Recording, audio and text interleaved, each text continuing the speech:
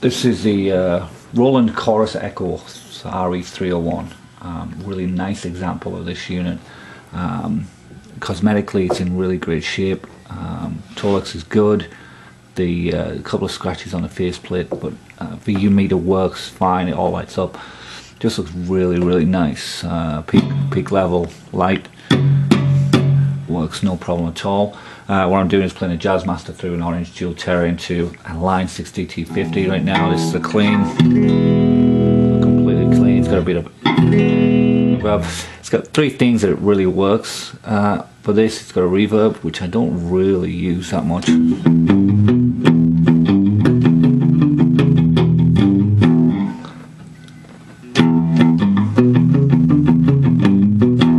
Gives a little bit, but not that much.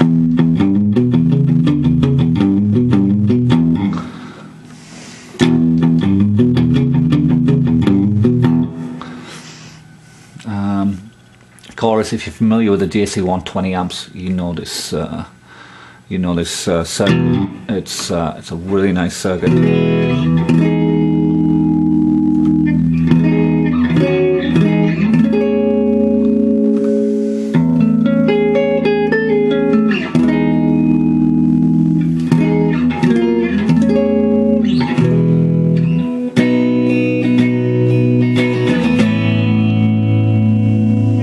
It starts to kick in about 3 o'clock. Starts getting really nice.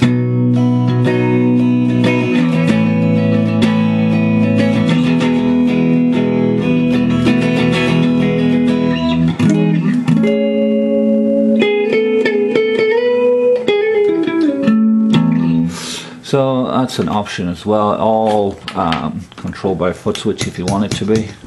And then you get your echo, which is where it starts getting fun. You get a couple of options here. The sound on sound, it just, I don't know what the hell anybody would use it for, but it just doesn't want, it just records and then loops the whole tape and then plays it again. So you might have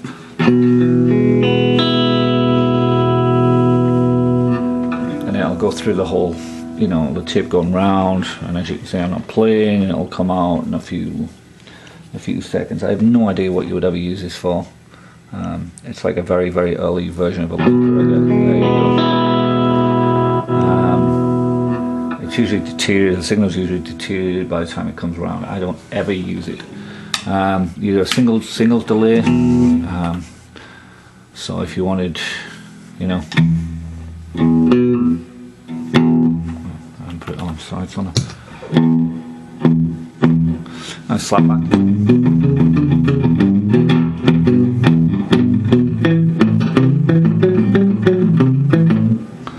You got that option.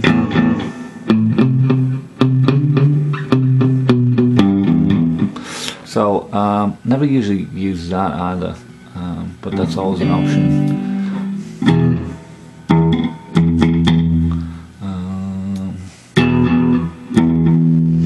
These different modes, there's 6 different modes, and it just switches between the heads, about 6 heads I think, 5 heads maybe. Changes the heads inside, just changes from one to the other, or a combination of therein. I usually keep it on the 3rd option. I don't know why, it just sounds best to me. I never use a single delay. Clean channel.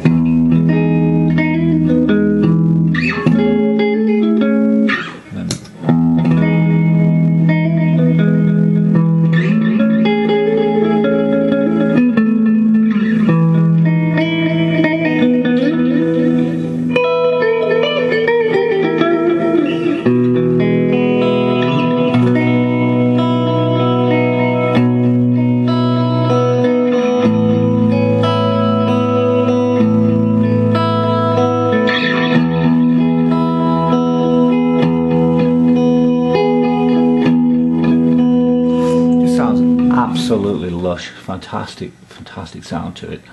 If you used to like the, you know, I don't know, if you used any other tape echo, if you've heard one before and then try and, you know, stick in a DL4 or something like that, it just doesn't even touch it. So really nice. All of them are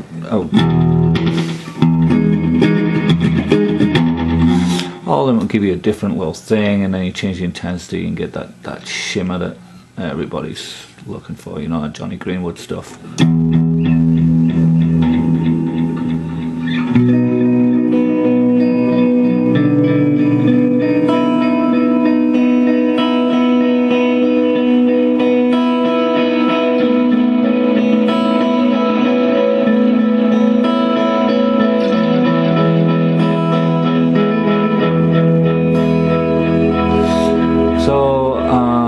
That's about it. What we'll do now is we'll just take a look inside it. I'll show you what's going on and how it looks on the inside. Okay, just going to get the camera. Throw it down. It's going to wiggle for a bit.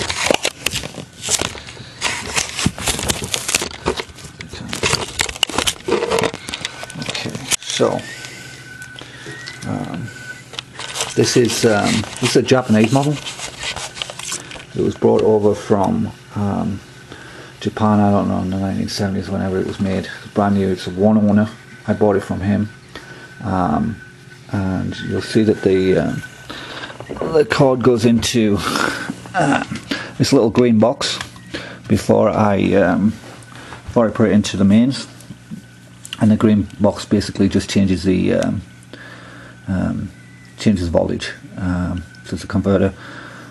So if you travel to Japan, you won't need the green box, but if you don't, you always plug in the green box first and switch it on, and that's about it.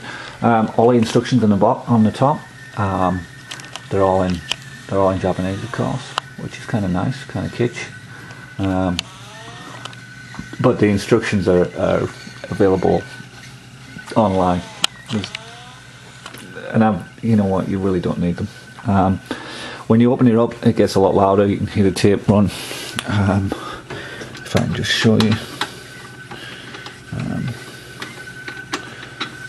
which is possibly.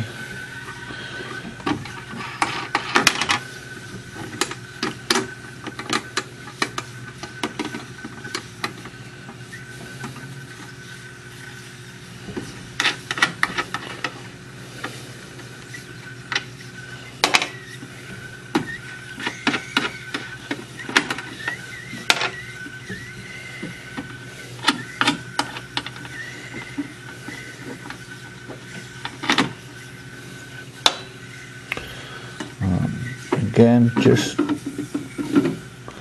really nice and clean, does the job.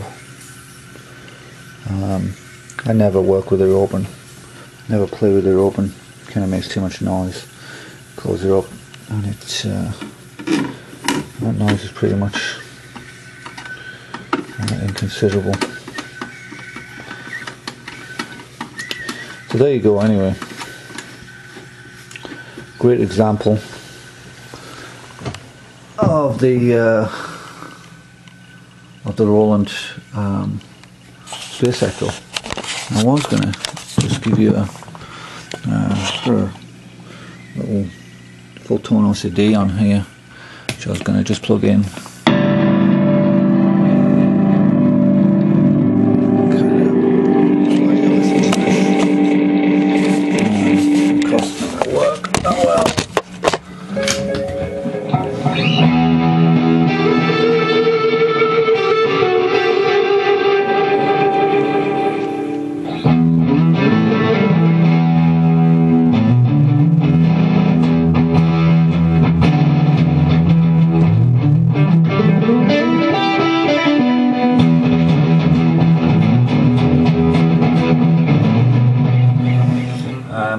A little bit goes a long way, so you know, probably not turn the volume back. If